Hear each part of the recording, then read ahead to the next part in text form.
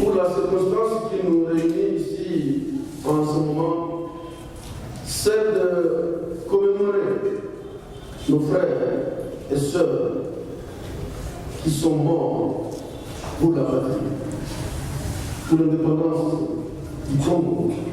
Dans une messe d'action des grâces ce 4 janvier 2024, le gouvernement du Nord Kivu a commémoré les martyrs de l'indépendance du 4 janvier 1959. En période de paix fragile à cause de la guerre imposée par le Rwanda, des affections dues à la crise humanitaire des déplacés de la guerre, mais aussi de la période post-électorale, a circonscrit l'évêque du diocèse de Goma, Monseigneur Willy Ngumbi, célébrant de l'Eucharistie, a prié en faveur de la paix. Mes frères et sœurs, c'est chacun et chacune de nous aujourd'hui qui doit se dire, là où je suis, là où Dieu m'a placé, c'est Dieu qui nous donne les responsabilités que nous avons.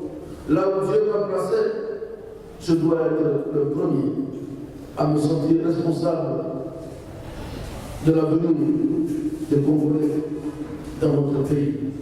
L'occasion pour le vice-gouverneur autorité provinciale à cette célébration eucharistique d'énumérer le martyr de l'indépendance tout en expliquant le sens du mot martyr et en exhortant la population à aspirer le meilleur pour l'avenir. Personne qui a été torturée ou tuée pour une cause à laquelle elle s'est sacrifiée.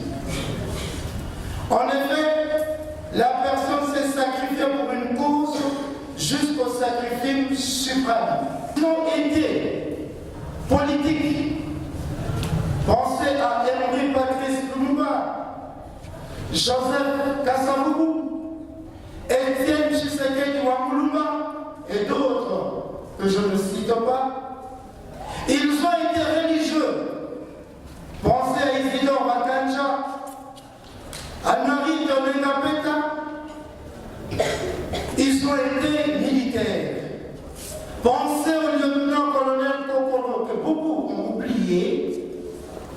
Pensez au général Mouzamabé, le général Barouma, le général Mamadou. Et ils ont été anonymes. De qui parlerai-je ici? L'esprit des responsabilités dans la justice et dans la paix est en tout cas le maître mot de cette commémoration des martyrs de l'indépendance de la RDC.